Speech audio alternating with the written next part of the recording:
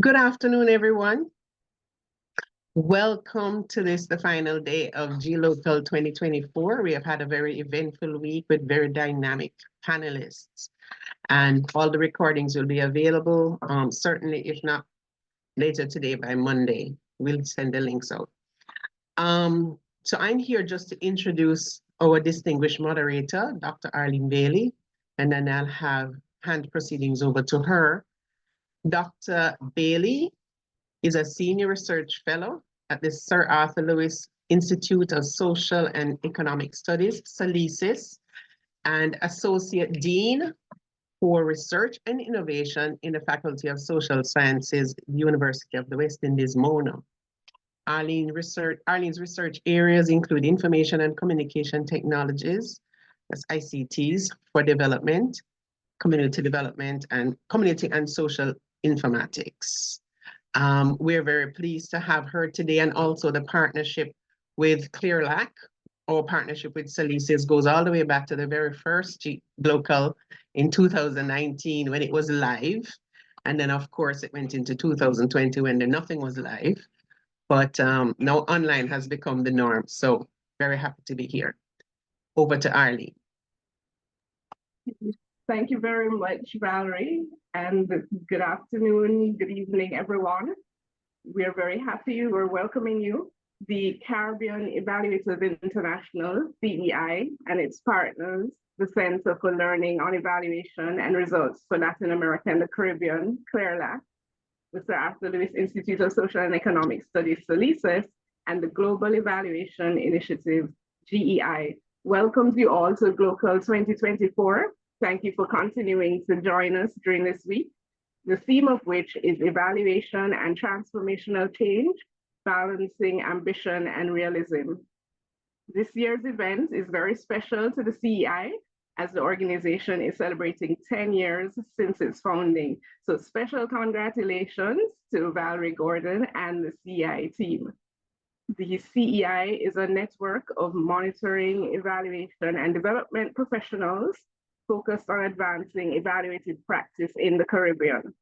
The organization's strategic priorities include increasing professional development, knowledge sharing, and networking. And so our participation in gLOCAL has been key in this area as well.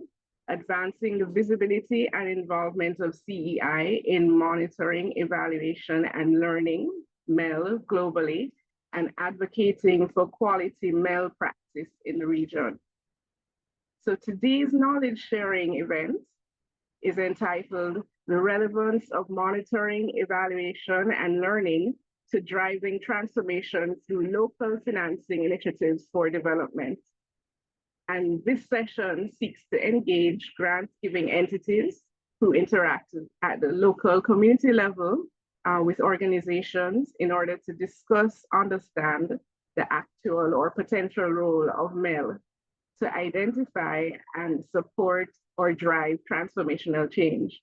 So some of the areas we'll be exploring in this session include the role that MEL plays in the organization's grant-making strategy for community-level organizations. How do the respective organizations define transformational change within the context of community-level initiatives? Examples of transformational outcomes that have been identified or achieved through MEL processes, the tools and methods that have been employed to assess the impact and effectiveness of funded projects at the community level, and mechanisms to ensure that MEL approaches are participatory, contextually appropriate, and inclusive of diverse stakeholder perspectives.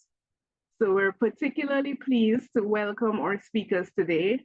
We have an esteemed group of panelists who have been involved in these areas, and the CEI, CLERLAC, SALISIS, and GEI are pleased to have them on board presenting today.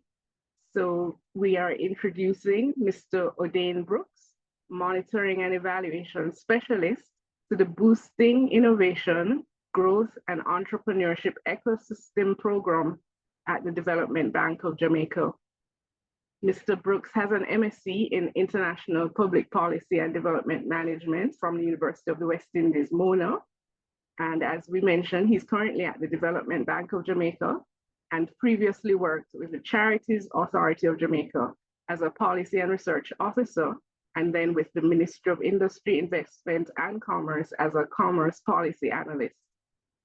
We're also very pleased to welcome Ms. Rian Holder, Senior Manager, Social Development and Monitoring and Evaluation Officer at the Jamaica Social Investment Fund, JSIF. Ms. Holder has an MA with distinction in Heritage Studies from the UWI-MONA and is a development professional with over 20 years of immersion in project and program management, monitoring and evaluation. In her current role with JSIF, she has oversight for the World Bank portfolios, manages the M&E unit, and provides technical support to project teams on social development matters and project design. And we're also very pleased to welcome Ms. Stephanie Matthew, Monitoring and Evaluation Officer, Global Green Growth Initiative in St. Lucia. Ms. Matthew is an international development professional with 5 years of experience in project management and monitoring and evaluation. She has supported monitoring activities for projects related to green entrepreneurship, climate finance, and sustainable agriculture across both national, governmental, and international organizations. The key activities supported have included MEL framework development, survey design, and data collection and analysis. And she has an academic background in international trade and economic development. So we're very pleased again to welcome you to this session. And each panelist will have 15 minutes for presentation, and then we will have a discussion with questions, comments, and responses at the end. For the protocols for the session is being recorded. And also we welcome comments in the chat during the presentation, and we'll take them at the end during the discussion. If you would like to ask a question or make a comment at the end, you can also raise your hand, and then the technical team will unmute your mic. So we look forward to the presentations, and we now invite Mr. Brooks to go ahead with the first presentation. Thank you, Dr. Bailey, and hello to all of the participants that are joining us here online for today's presentation. It is quite special to be here representing the Development Bank of Jamaica. And as many of you might be familiar with the Development Bank, but might not be familiar with the kind of work that we do. So I'm hopeful that after today, we will have a better picture of what the Development Bank of Jamaica is all about. So for today's presentation, I want to look at what the Development Bank of Jamaica is and to locate it within the wider discussion about transformational development and what we are doing presently to achieve this. Also, I want to also explore some of our monitoring and evaluation in practice, and also to explore some amount of how MEL is actually relevant to what the DBJ does. So the Development Bank of Jamaica, we are a wholly owned government company that was created in the 2000s, and we are primarily designed as a development financing institution where we provide development financing for entrepreneurship as well as for strategic sectors that we seek to support. So our vision is that by 2030, the DBJ should be within the Latin America and the Caribbean region, the leading development financing institution that drives sustainable development and contributes to innovation and broad-based socioeconomic growth in Jamaica and the region. And our mission statement furthermore expounds on this significant mantra that our work seeks to align with. And so to achieve our development objectives, the Development Bank of Jamaica offers various products and services. And one of the critical products and services that we offer is access to low-cost financing that is available through a network of approved financial institutions and microfinancing institutions. We also offer partial loan guarantees. We are also in the business of private equity and venture capital support. And I'm here today in my capacity as a monitoring and evaluation specialist with the Boosting Innovation, Growth, and Entrepreneurship Ecosystem program. And on this program, we primarily focus on grants. So here at the Development Bank of Jamaica, we take M&E very seriously, and we have sought to integrate M&E into our strategic pillars and how we develop the strategic framework for the bank. So importantly for us, we look at strategic sector identification to see what are the needs that exist within Jamaica and how does the DBJ play a role aligned with our mandate to enable and to assist Jamaica to achieve our development objectives. And so as part of that strategic planning framework, our M&E system helps us to set the vision as well as our corporate objectives. And built within that strategic framework, we have a system where we are able to assess what our development impact is and how we are aligned with our national development outcomes.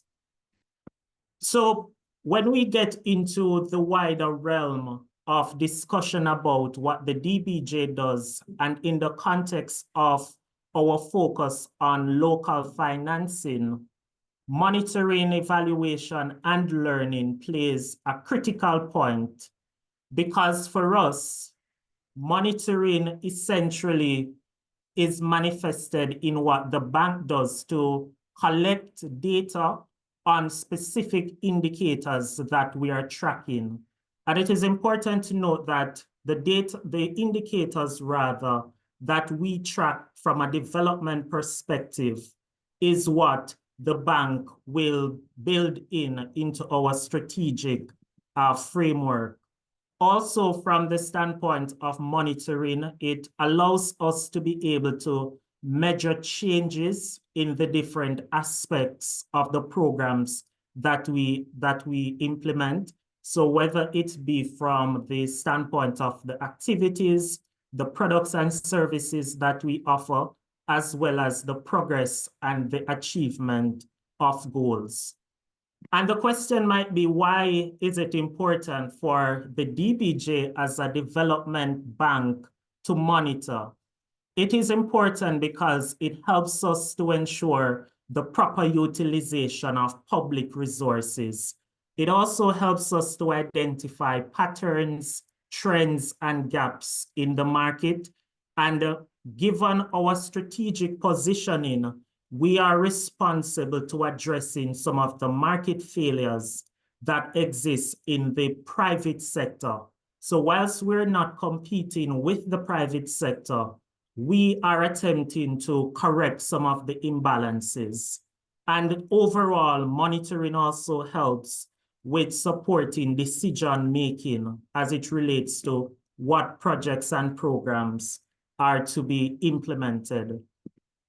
And from monitoring, we can naturally appreciate why evaluation is important, because evaluation will assist us in assessing the relevance, the coherence, the effectiveness, efficiency, as well as the impact and sustainability of the interventions that we are putting forward in the market. So when we discuss evaluation, the DBJ is guided by the OECD evaluation criteria, where we look at the relevance of our program. So is the program aligned with our development objectives? Is the program actually achieving the results that we intend on achieving? And efficiency, to what extent are the interventions that the Development Bank of Jamaica is putting forward, to what extent are those achieving the actual results in a very economic as well as in a timely way? Because development outcomes can take some time, but ultimately we must be able to speak from a standpoint of evidence-based information as to our development impact. And we also look at coherence in terms of how does what the DBJ do locate within the wider government agenda to drive economic growth in Jamaica. And ultimately, we are interested in the impact. So to what extent are our interventions generating or has generated positive or negative and even intended and unintended consequences? So I want us to look closer at the Boosting Innovation, Growth, and Entrepreneurship program. So this program, as we affectionately call it, BIGI, we aim to enhance the entrepreneurial ecosystem in Jamaica. And it is a program that is funded through a loan from the IDB, the Inter-American Development Bank, and DBJ as the executing agency. The focus of this program is really to drive innovation, growth, and entrepreneurship in Jamaica. And we do this primarily through grant support, as well as through technical capacity development for MSMEs across Jamaica. So the overall objectives of the BIGI program, and which the program will be assessed, is the extent to which the program has been able to promote innovation and productivity among established MSMEs with high growth potential, as well as how we can promote sustainable growth of scalable startups, as well as to create a sustainable pipeline of high growth potential startups. So MEL is important for the BIGI program because it allows us to assess whether the program as designed is actually driving the innovation that we want to see at the firm level. And so the program is guided by a logical framework, and this logical framework proposes what impact the project is expected to have on the overall entrepreneurial ecosystem here in Jamaica. And so in the implementation of the various interventions that we do on the program, it allows us to really observe what we should be able to monitor. And what we monitor is aligned with the overall objectives of the program that I spoke to earlier.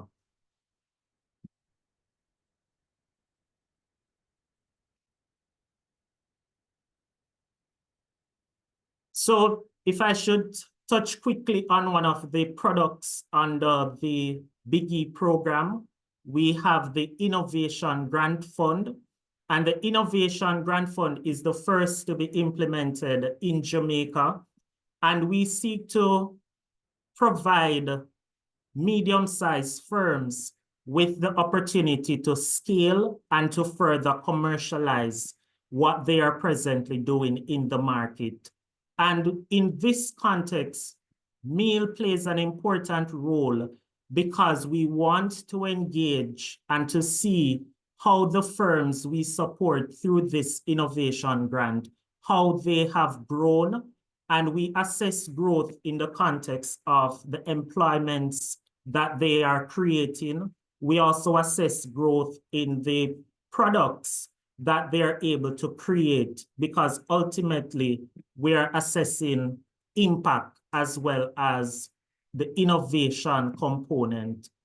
And we do this through our real-time data collection. We also do on-site visits. And because we apply the principles of M&E, we are able to identify issues that probably require intervention very early.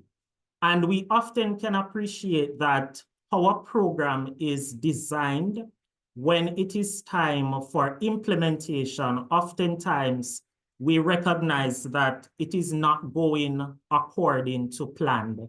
And so when we monitor, we are able to enhance program implementation.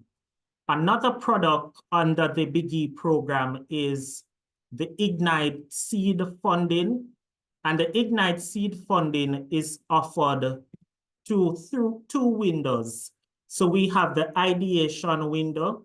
So if a firm has just started operation, or if an entrepreneur has an idea that they want to bring to market, we will support them through the ideation window. If a firm is already in operation and wants to commercialize, we will also support them in that venture. But important for us, we want to ensure that the firms supported are actually we're able to monitor their overall performance. And so we do this through our theory of change. And our theory of change really looks at, and what we are keen to monitor, especially from the standpoint of our outputs, we want to see improved access to financing for the firms. We also want to see a supportive ecosystem for entrepreneurial development.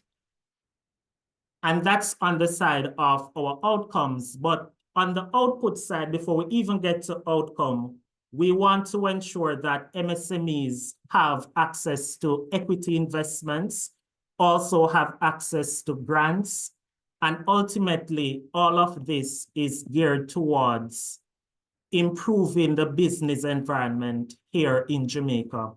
And key in this process for us is to do counterfactual assessment. So this is a mechanism for causality assessment. So we want to know whether the changes we are seeing, whether it can be attributed to the program and what the program would have offered to entrepreneurs. And so we always have a controlled group of beneficiaries and a treatment group. So that distinction in terms of the control and the treatment, it enables us to measure impact as well as performance. And keen on this, for the Big E program, we have a midterm assessment that is done for the program, and we also have a final assessment. And evaluation is important because it allows for us to see whether the program has been effective, whether the program remains relevant, and whether the elements of coherence and impact can be traced to the program based on what intervention we would have offered. So these are all of the criteria that we assess to assess the impact of the program and the overall success and the performance of the program. And as I come to a close, we are keen on measuring our development outcomes. And so we track number of jobs created. We also look at innovation metrics. We look at partnership and MSME ecosystem development. And we also look at gender responsive indicators because we want to ensure that both women and men have equal access. And wherever there is a barrier, we will seek to overcome those barriers. So MEL plays an important role for the DBJ, and as a development financing institution, We are continuously revising and strengthening our monitoring and evaluation system. And as we continue to assess what we're doing, we're continuously also implementing the lessons learned as we go along, because no program is perfect at design, but ultimately we are committed to ensuring that we achieve that important development impact. So thank you for listening to my presentation, and I will be more than happy to facilitate any questions after.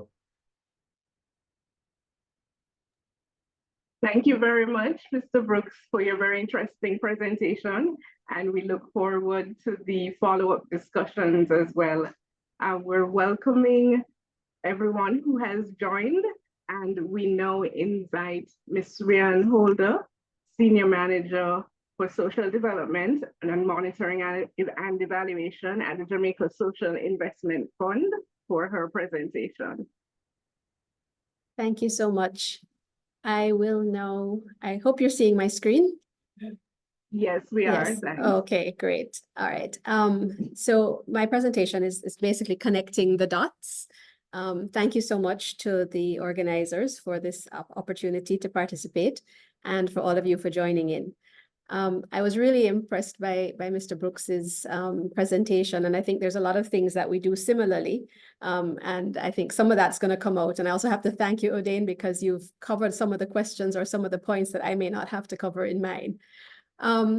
So basically, okay, I tried to use the transformational change as defined in the CEI's concept note.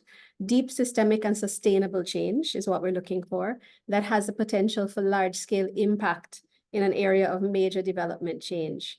And in a nutshell, what from our perspective for JSIF, we are looking, oops, sorry, moved you back, move forward. Where am I going back?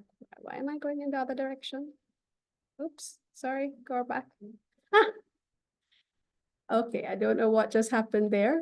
Let me go back to the presentation. Something just happened.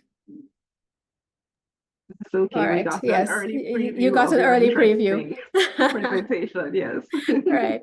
Okay. So basically, in terms of monitoring, evaluation, and learning in the development sphere, the evaluation and, well, monitoring obviously as well, provides evidence, which is critical to decision making. And for an organization like JSIF, which is working at community level as well as at the national level, it helps to verify what delivers the desired outcomes. So at the end of the day, it's useful for our program and project design, as well as course correction during implementation.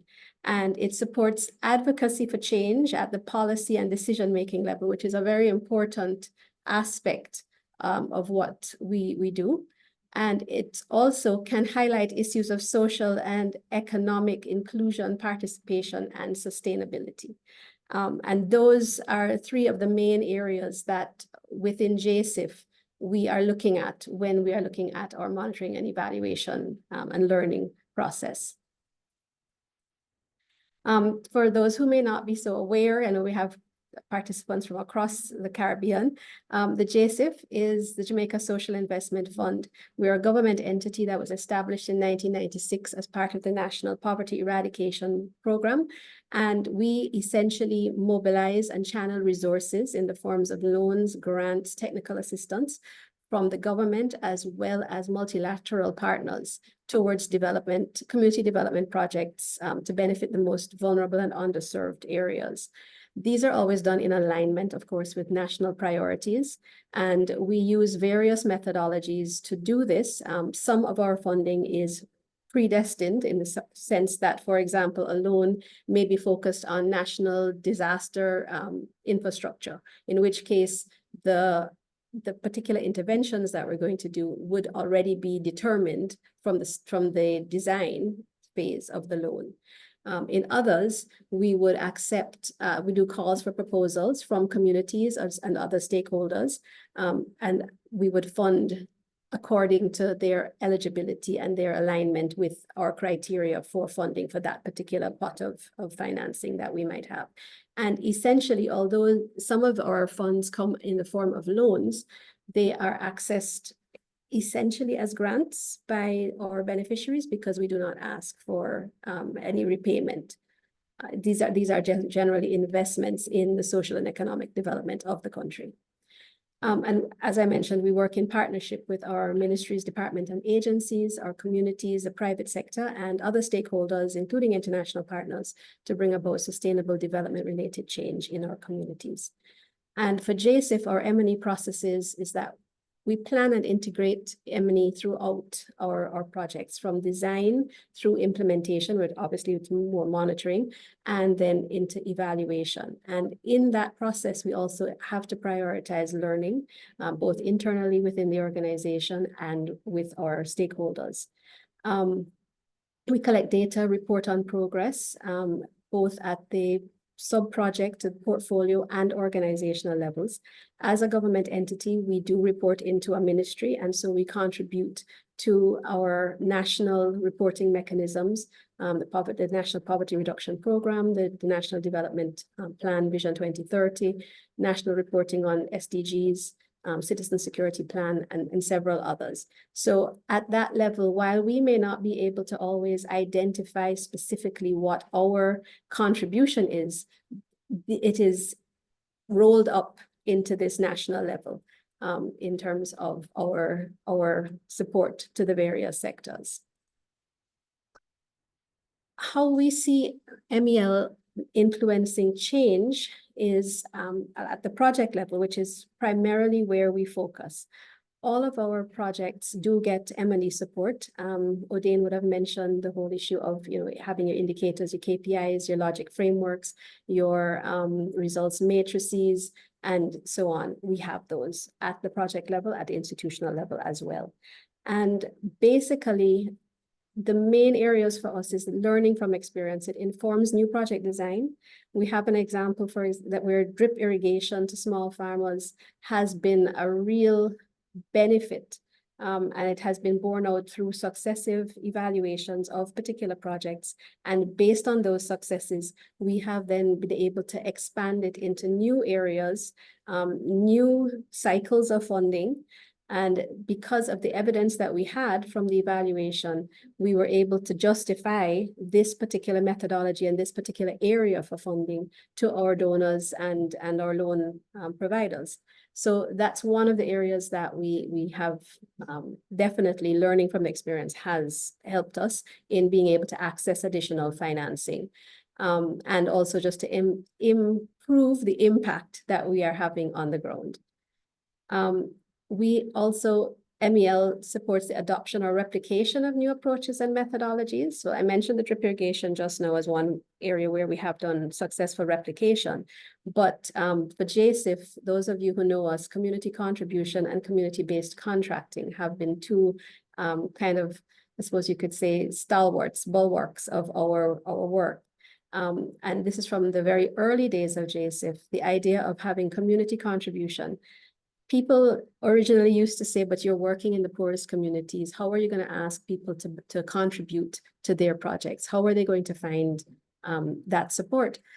And you would be surprised. People have found ways, people pull together. Sometimes it is sweat equity. It's contributions in kind, not necessarily in cash. And we have found that that really does help to build both community buy-in to a project, as well as to help them build social capital, because, for example, the Citizens Association may then approach one of the major companies that's working in the area and get them to come on board to help to provide some of the contribution. And then therefore they now have a relationship with that company. They're able to build mutually beneficial activities and so on. So that has been one of the areas that we found, again, based on our evaluations, that is a successful methodology that benefits both us as JSIF and the community as well. Community-based contracting is another area where we train the communities to basically carry out their own project management. And the financing would go through a recognized, registered community organization. Again, could be a citizen association, it could be a service club that works in the community, etc. And they would implement the project. Essentially, they would procure, they would manage the contract, etc., etc. And JSIF would supervise, provide technical support, and make sure that everything is running smoothly. But essentially what that does is that it helps to build community capacity. They learn about bookkeeping, they learn about project management, there is accountability within the community. There's a lot of really positive social and economic benefits because they also tend to use local providers, service providers, local contractors, local masons, and so forth, which helps to keep the benefit within the community and essentially builds goodwill as well as, you know, stimulating economic activity. So these are some of the areas that we have found work really well. And very importantly, carrying out monitoring and evaluation activities evidences your accountability to the stakeholders and beneficiaries. One of the things that you want to know is that you're not just giving things to people and that's it. They have a say in what is happening. They are encouraged to participate effectively in the process. And part of that is being able to give feedback. What worked, what didn't work? How would you have approached it differently? Would you have done something, you know, what would you do again? That kind of thing. And for example, in our projects, one of the more recent things that we have started doing, especially with the World Bank projects, is the project affected persons, where, for example, our intervention, usually an infrastructure project, perhaps a road, is going to be implemented in a community. And perhaps, for example, there are vendors who are vending on the sidewalk. Now, we know that's not supposed to happen, but at the same time, they're earning a living. And they've been there for a very long time. And we have to find a way to work with them to get them out of the space, but without disrupting their living, which could also then disrupt the project, because if they're going to go and block a road, etc., we're going to have a problem. So again, it helps us to find mutually acceptable and mutually beneficial approaches and resolutions to some of the development issues that we face and the very real implementation issues.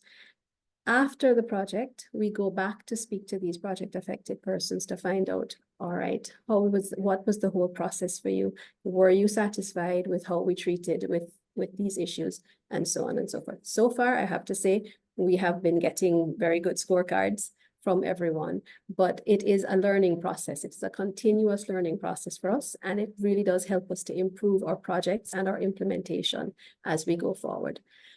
In terms of some of the tools that we use at the project level, qualitative and quantitative, the usual things, focus groups, surveys, interviews, and so on.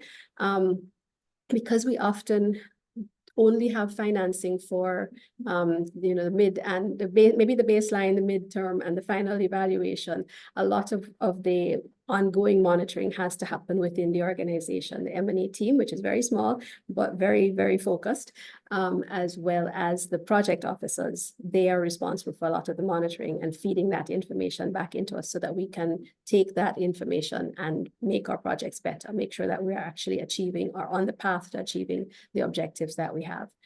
In terms of templates, that is one of the things that we find extremely useful, having standardized templates, appraisal reports, field visit reports, checklists, registers. And this is especially useful where reporting is being done by beneficiaries or third parties, because it helps us to standardize and ensure that all of the information that's coming into the organization is in a format and of the type of information that we need. So for example, if we're supposed to be keeping track of gender, then you want to know that your beneficiaries are broken out into male and female. You would want to know if there's any persons with disabilities, etc. And so the registers, for example, for your events would have that already on it. And same with your reporting templates. So those kinds of things really do help. And also in terms of sharing information, reports, briefs, scorecards, those kinds of things, anything that is able to share information in an easy and accessible manner is what we would focus on. I'm not going to go into this because I know time is running out, but this was basically just showing you a little bit of how we work, and one of the big challenges, which is the fact that impact happens long after we have actually pulled out, because as an implementing agency, we are not there for very long after the financing is completed. In terms of at the policy or institutional level, influencing change, it can very importantly influence visibility and awareness of inclusion and effective participation. And essentially, people do what you inspect, not what you expect. So we have to include relevant indicators, checklists, templates to encourage integration by our implementers.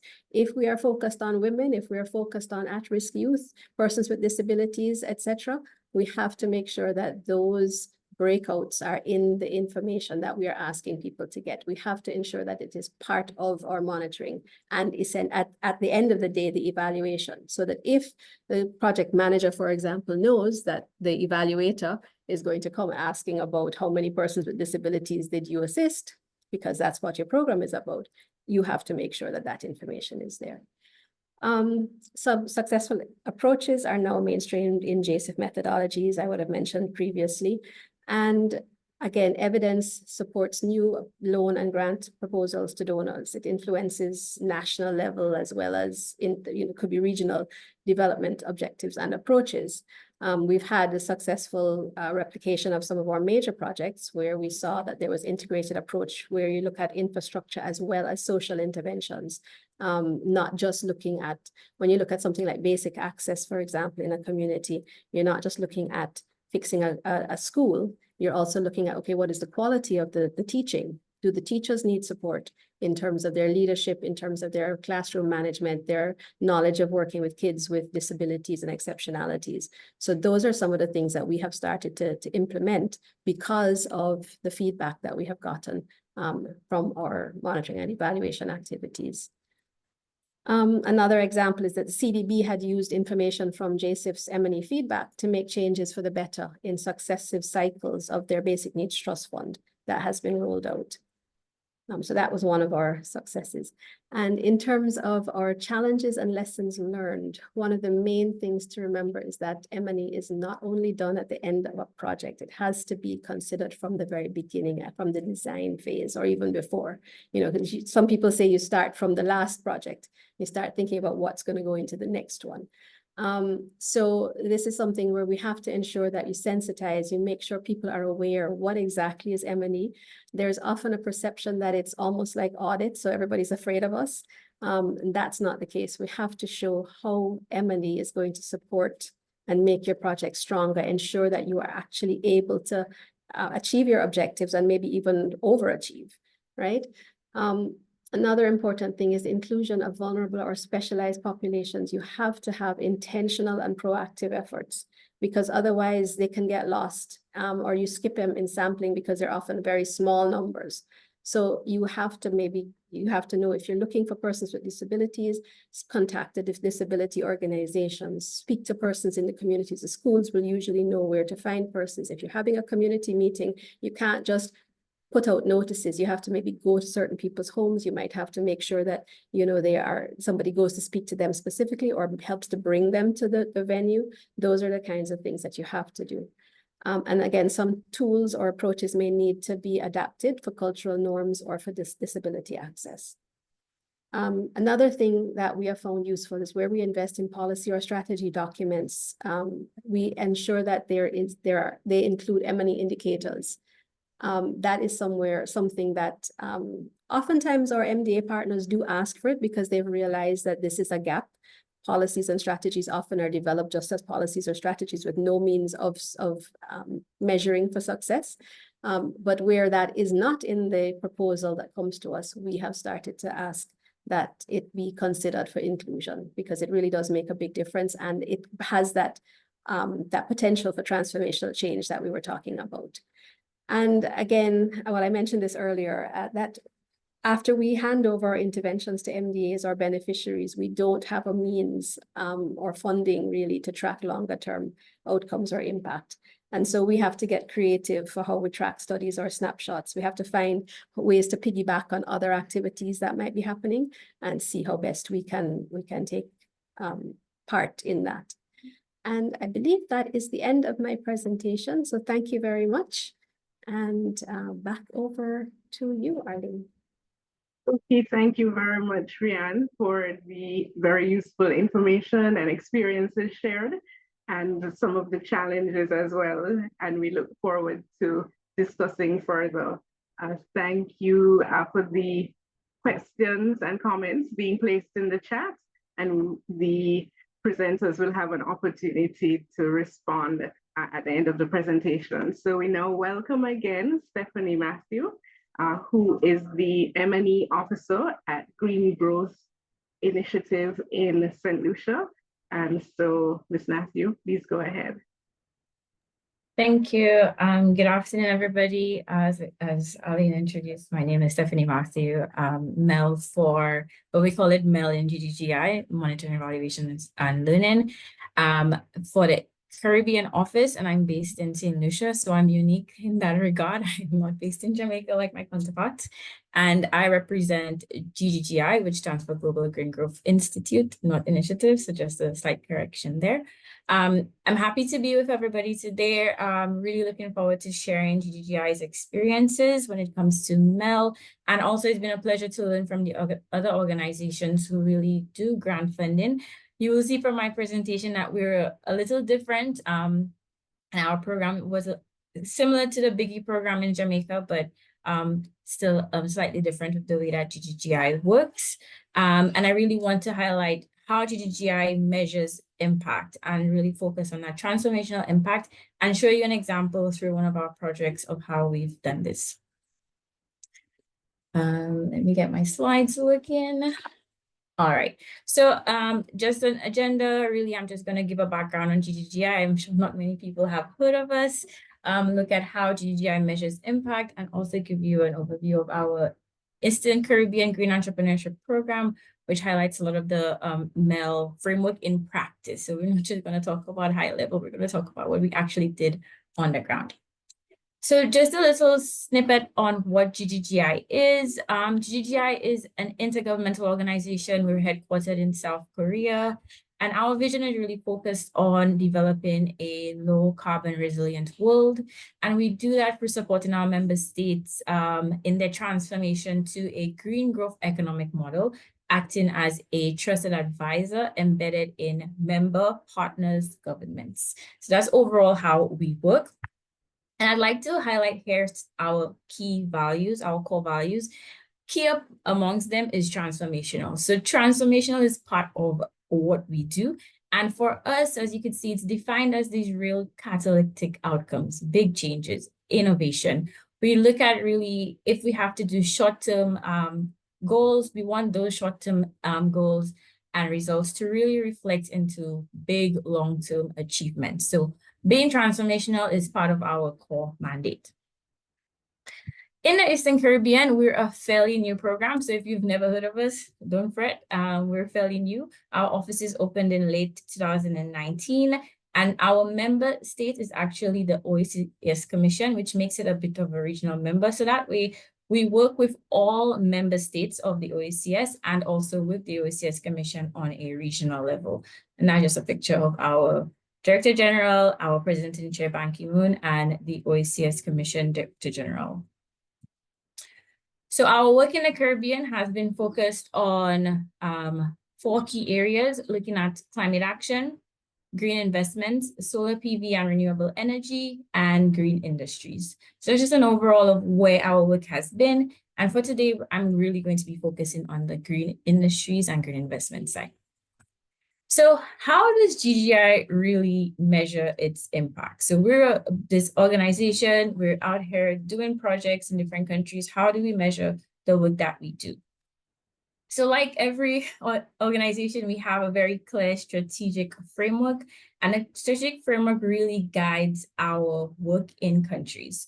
So this comes out of a broader theory of change where we have short-term and intermediate outcomes, but it all leads to these outcomes, these what we call strategic outcomes. And there are 5 of them. They're all on the screen. Because of the time, I'm not going to run through all of them, but we consider them to have core indicators, and the indicators are highlighted below. For example, GHG emissions reduced is a core indicator of ours. And what our core indicators have are real clear definitions, clear coverage, and a clear way of disaggregation. And this is the main way we measure our impact, by using these core indicators. They all have their own methodology, all their own way of measurements. So ideally, how do we take these strategic frameworks and bring it down to the community or to a project level? So GGI is a bit interested in the way we have gone about measuring our impact. We do what we call ex-ante estimates. And what that means is that prior, a lot of our work in GGI focused on providing technical assistance towards the development of bankable project for member states. So it would be, for example, a city in a country to get a $75 million proposal for a solar farm. And the way we would assess our impact would be, prior to the project even starting, we would sort of look at the project parameters and say, all right, we expect that this will have this amount of GHG reduced, and we will sort of set these as targets, but also the expected impact. Now that we're moving a bit more at the community level, we're finding that we need to do a lot more work on developing how we actually measure our impact and using that ex-post approach instead. So the actual figures, how many people are we reaching? What is the actual GHG emissions reduced? We're moving towards that. So currently, we do not have a clear MEL framework. We are working on that as I speak. We have teams in our Africa office and in our India office, and also at our headquarters, really fleshing out a clear MEL framework for us, just because we are moving into that direction. Again, not something that GGI did prior, but it's something that we're seeing is extremely important, especially when we're moving into smaller communities, countries and smaller communities where there needs to be a greater impact on the ground and not necessarily just a policy impact or a large infrastructure project. So all of this to say that while we don't have this clear framework, it doesn't mean that we don't implement projects on the ground or we don't have MEL frameworks for our projects. Every project has its own MEL framework that is specifically designed for the project, taking into account overarching MEL theory, MEL principles, which Rian has gone into some of it, and also Dane has gone into it. So we use that all the principles, and we develop MEL frameworks for each of our projects, especially those that have a more community-focused level. With that, I will be introducing you to our Eastern Caribbean Green Entrepreneurship Initiative, and you will see a lot of similarities to the Biggie program here. So this project is overall objective was to create green jobs and also provide training and financial support to green MSMEs in 6 OECS member countries. It's funded by the Qatar Fund of Development, and again, it was in the 6 independent OECS member countries. The structure of the program, quite similar to Biggie, as I said. We have this training component, which we consider the incubator program.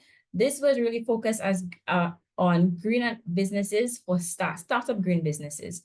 So that included a 12-week training program, mentorship, one-on-one coaching, and networking opportunities with investors. And the graduates of this program were invited to participate in what we call a business plan competition, and the winners received seed capital of USD $10,000. The next part of it was our accelerator program. And the accelerator program was all targeted at growth stage businesses. So that's businesses who would want to expand, probably exist for 3 to 5 years. And they could apply for grants, and these were repayable grants. So the previous seed capital were not repayable, but these grants are actually repayable grants with no interest and very, very flexible repayment terms, up to USD $50,000.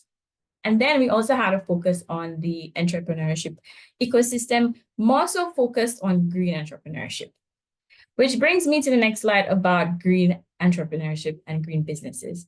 So the focus was not just on all businesses. We really wanted to focus on green businesses, which are businesses which address environmental and social issues, and they generate wealth as a result. Now, a lot of questions about what is a green business. So for your own edification, a lot of the businesses that we had were in agriculture, tourism or hospitality, you know, having like a renewable energy or a smart home system. We also had the circular economy, waste management, and renewable energy businesses.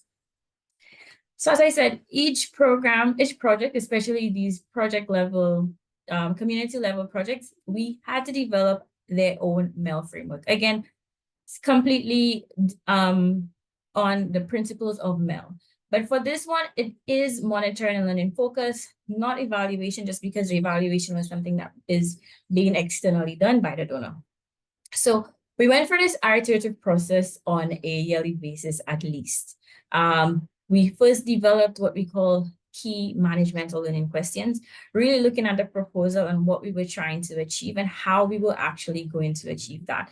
Then we sat down, did the monitoring framework, and then comes implementation, where we do all of our routine monitoring, survey design, collection of data. And then we do the continuous development, the learning side, really focusing on what we can improve, how can we do better.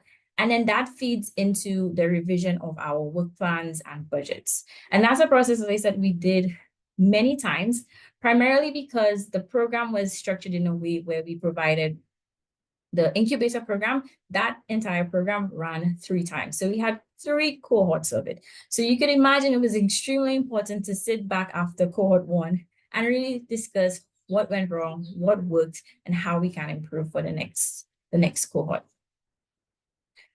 Another key thing that we did during the development of the MEL framework was identifying what our key performance indicator was. And this is where the transformational comes in for me.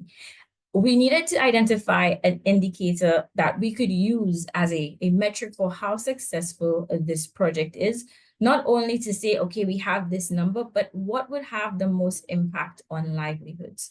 And we discussed this as being the number of green jobs that would be supported or created.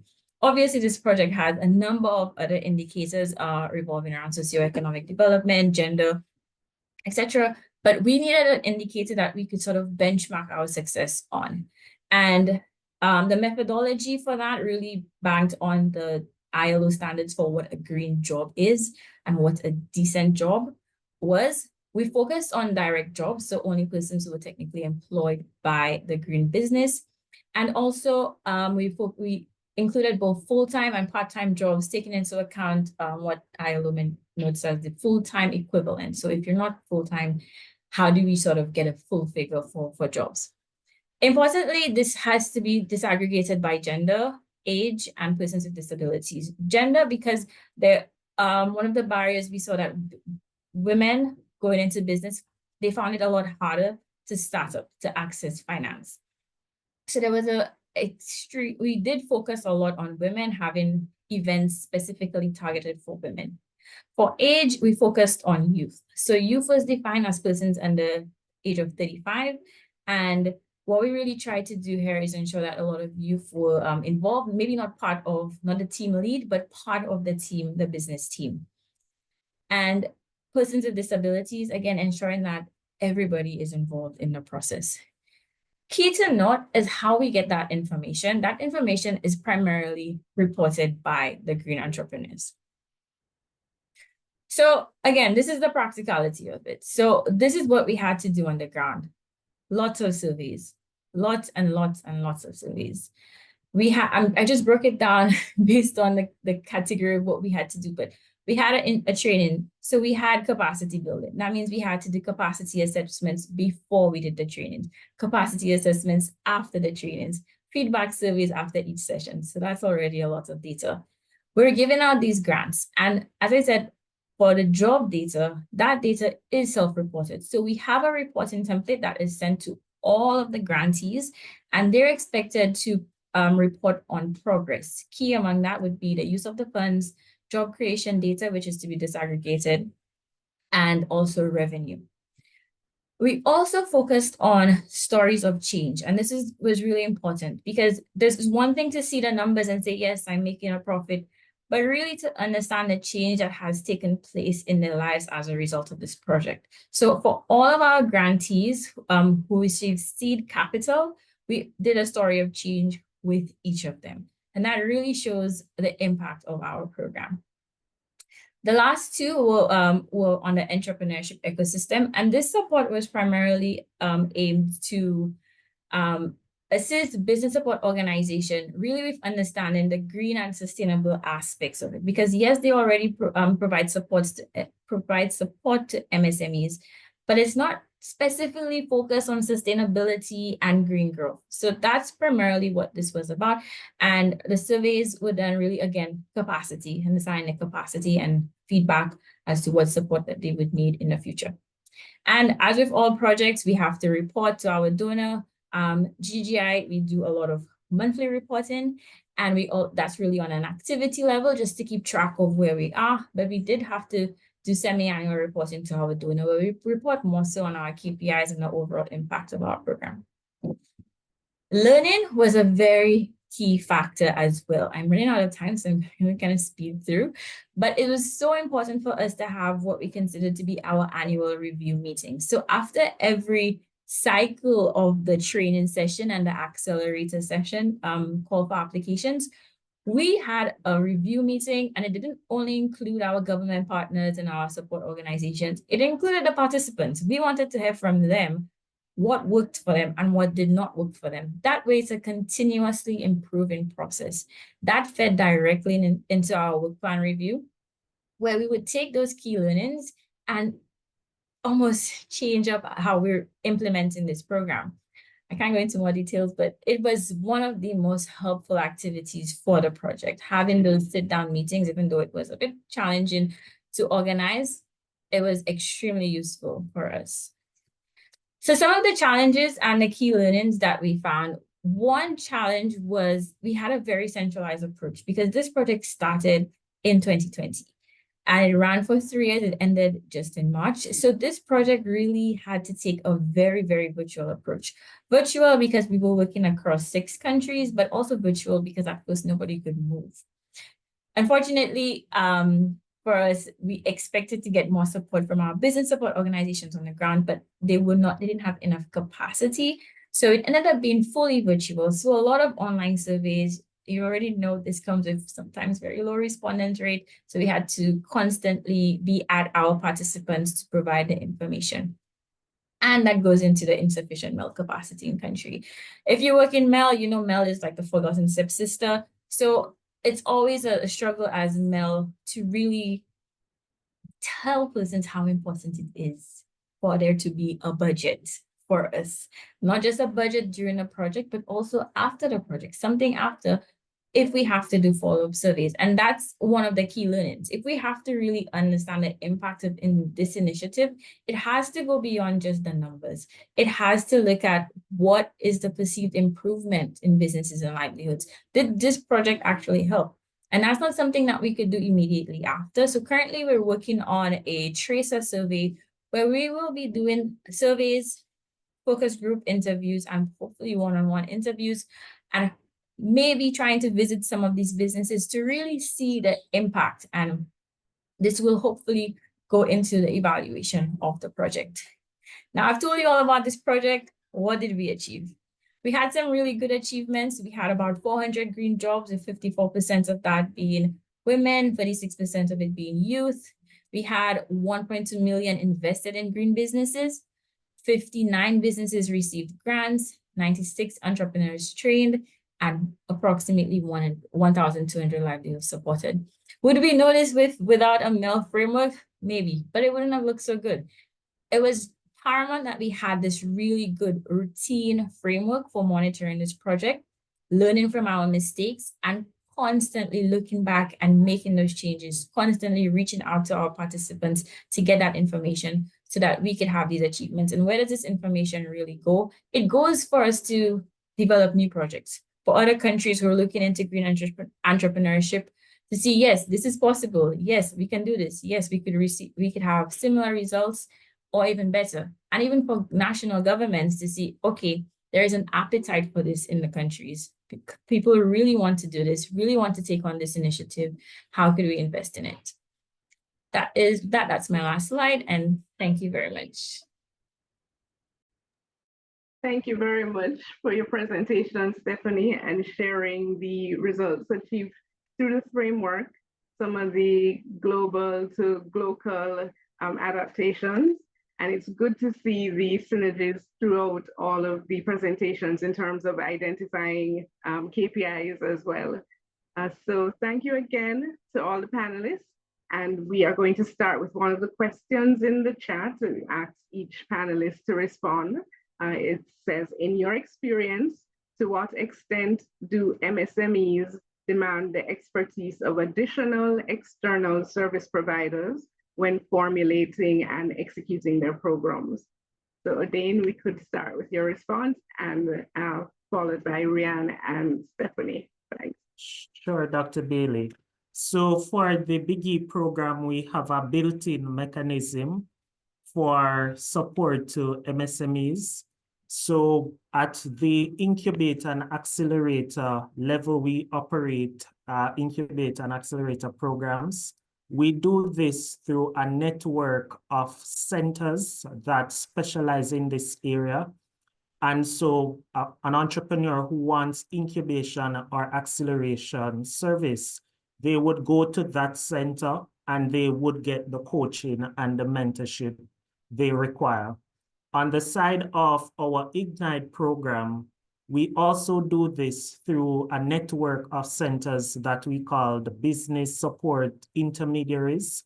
And these support centers essentially provide hand-holding to those entrepreneurs that are beneficiaries, and it assists us in the overall reporting as well as the monitoring, because usually the entrepreneurs are more inclined to communicate through these centers than they are actually inclined to communicate with myself. So we work closely with these centers who are on the ground, who understand the issues, so that we can have that communication as well as the technical expert support that is needed for the entrepreneurs. That was really interesting. Oh, sorry. Yes, I was just thanks. running Go straight through. Yes. Okay. So similarly, we have found, because our MSMEs run the gamut from small individuals who are, maybe, as I said, vendors, straight up to some agro-processing organizations. So we have a real range of capacity in those organizations.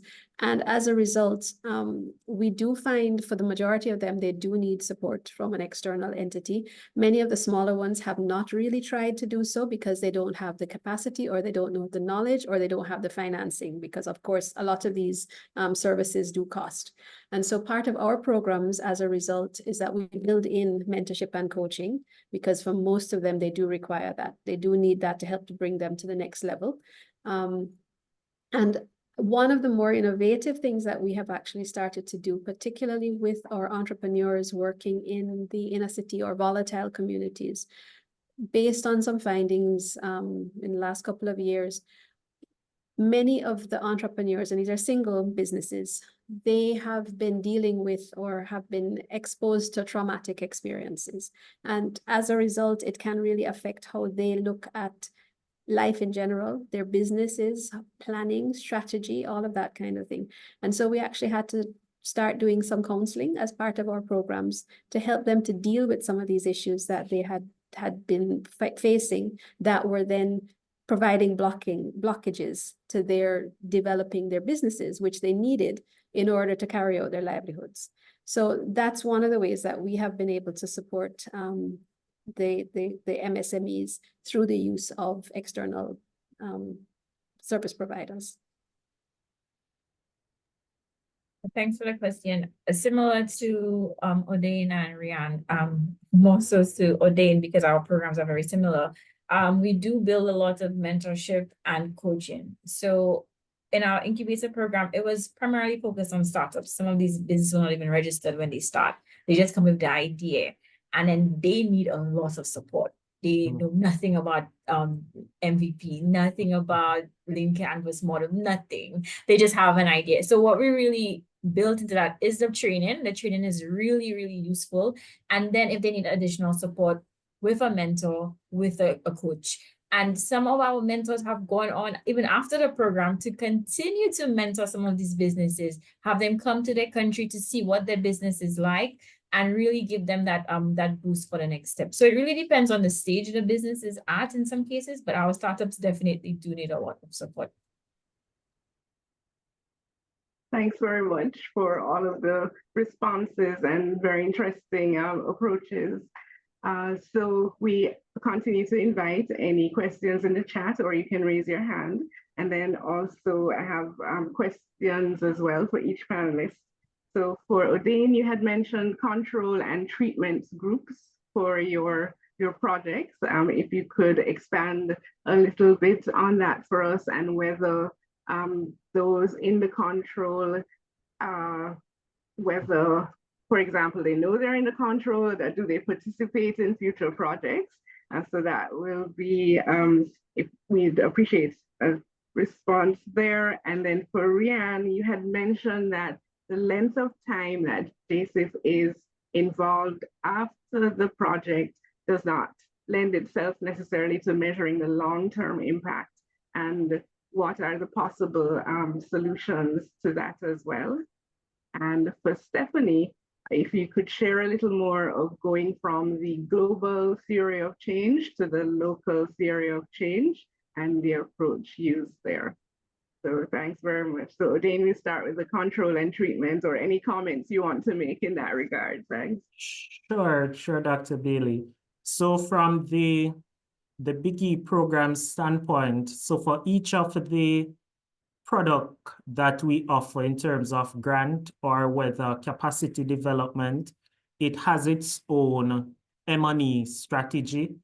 And so if I should draw on, for example, the accelerator and incubator program, how it works when entrepreneurs apply through the incubator and accelerator centers that we work with, those centers would do their assessment and they would shortlist a number of firms that could potentially be supported. However, that shortlist is usually reduced to the actual firms that have been supported. So at that point, we're able to capture important baseline information about all of the firms that had applied. And then what we do throughout the process, we would administer the various trainings and support. And at the end, what we do is to have a follow-up survey to both the beneficiaries as well as the non-beneficiaries to assess how the program itself would have impacted the beneficiaries. And we also are able to see whether the non-beneficiaries, how they have fared without the intervention.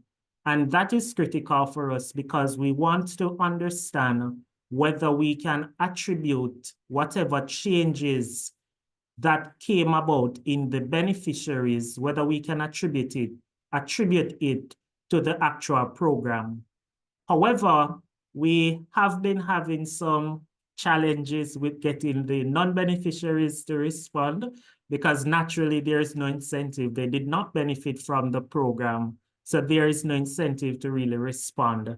But it so happened that as part of my own approach to kind of flex, I have organized a kind of get-together networking setting where we will be doing a focus group with some of the non-beneficiaries as well as the beneficiaries.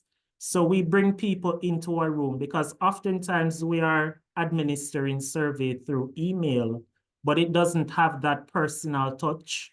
So I believe that this approach to pivoting and to facilitating in-person interaction, it will build a greater relationship, and it will also allow us to be able to develop a pipeline where the non-beneficiaries from the accelerator program, they can be aware of other opportunities that they can also access. So that is how we have been attempting to maneuver, but counterfactual assessment is definitely big on our agenda as we seek to attribute the impact or the growth in firms to the actual program that we are implementing.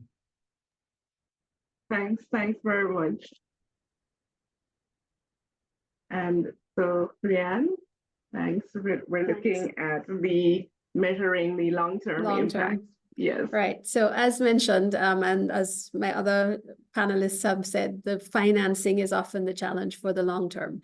So we have had to look at, where possible, building in tracer studies or tracking into new evaluations that are being done, where, for example, something similar may have happened in the past, and the new evaluation would look back at what has happened since, as well as now measuring the current project that is underway. In some instances, we have been able to build certain things in as part of a project because it's looking at an area that is of interest to a sector. So for example, if you want to look at greenhouses and how that has benefited the sector, we might be able to find financing for that, or perhaps when JSIF is building its own budget for the year, we may be able to get GOJ funding towards that. It's not always successful, but it's something that we try to do. And then mainly what we end up doing is that within JSIF ourselves, our M&E unit would carry out certain small evaluations, assessments, and so on, on our own over a variety of projects. So a particular intervention that may have been replicated by multiple projects, we would look at that particular thing. So like community contribution, what was the experience across these three portfolios?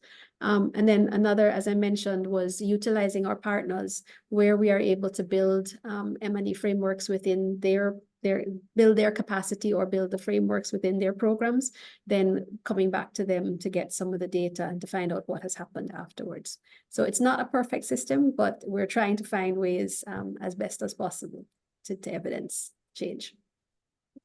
Thanks. Thank you very much. And Stephanie, you're looking at the transition from the global theory of change, the multi-countries, to the local. Thank you. When you say local, you mean towards the project or for country specific? Okay, so, well, you had mentioned, so both, if you'd like to discuss, because some projects are in one country and some are across several. So as you'd like, yes. Okay, thanks. So this really feeds from our strategic framework overarches everything we do. And when we come to countries or national governments, even on a regional scale, we look at what they would like to do and how does that now align with what GGGI is trying to achieve as well. Because we're not a one-size-fits-all organization. We also have our own strategic and corporate frameworks. So when it comes to project design, if you have an idea for a project, the idea is to really start to think about it from a longer term impact, not just the activities we're doing, but what are we really trying to achieve in the long term here? And that's why it's always recommended to link it back to our overall strategic framework, which gets filtered down into very small outputs. So for example, one of the outputs this comes out of is strategic partnerships, capacity development, knowledge sharing. That's one of them. Another one it goes into is providing funding for small businesses and green investment. So these are the small outputs that we have, but it's all moving towards green jobs and having green jobs created. So having that overarching framework is really good to shape the project first. Once it's all on, it runs with the government's own strategic priorities, then it's great. And then we develop a project, and that way we meet not only GGGI's own goals, but the country's own national goals. Okay, thank you so much for the response as well. We have a question related to partnerships and joint program deliveries between JSIF and DBJ.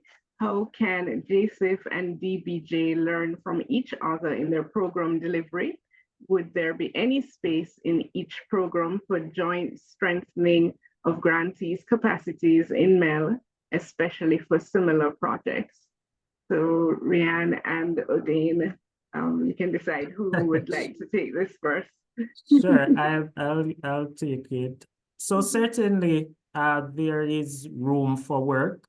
So my presentation today largely has been on the Big E program, but even outside of this program, the DBJ would have recently obtained accreditation with the Green Climate Fund, and we are in the process of presently building out the relevant frameworks to facilitate program and project implementation.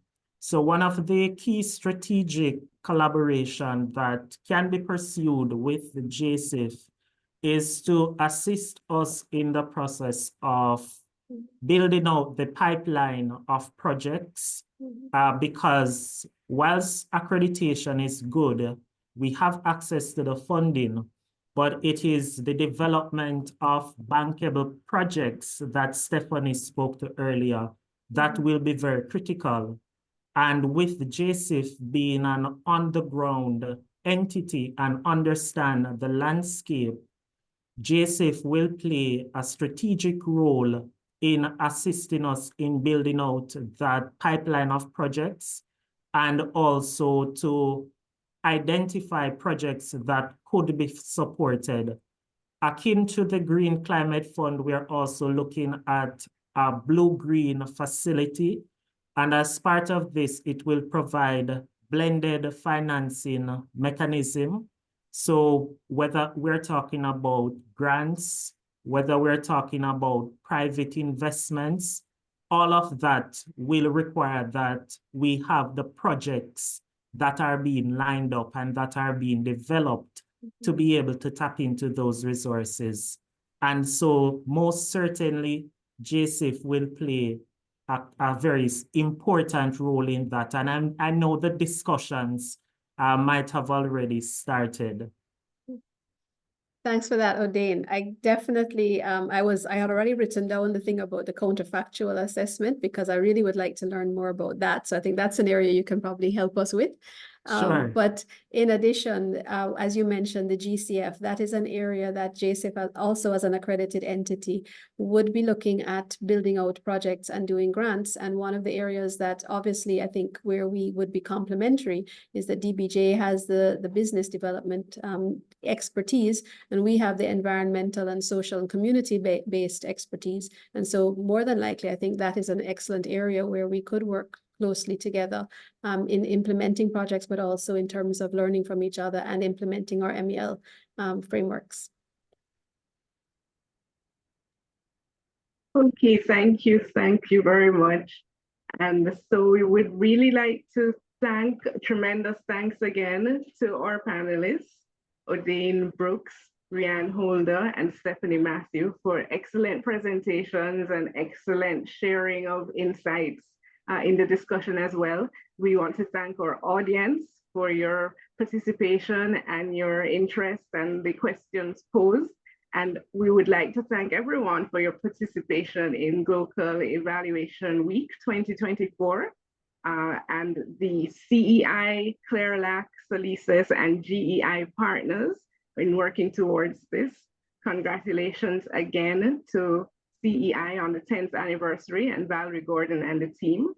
We'd also like to thank the CLARLAC technical team for support, Paula and Victor. And we invite everyone to continue to participate in all of the monitoring and evaluation activities. There is a joint RBM training coming up later in June. Okay, Valerie, you handing over to Valerie and thanking everyone again. So over to Valerie. Yes, thank you very much, Arlene, for an excellent job, as you know, always. And for the presenters, this was a very, very rich session, and a lot of us can take very much, you know, a number of lessons and understanding from it. We're really pleased that this session really went beyond Jamaica. Special welcome to Stephanie. And we saw that from other sessions earlier this week, there was at least one other entity who is also recently GCF accredited and was really, really keen to share with really at the just kind of starting out on the journey, pretty much like JCF and DBJ.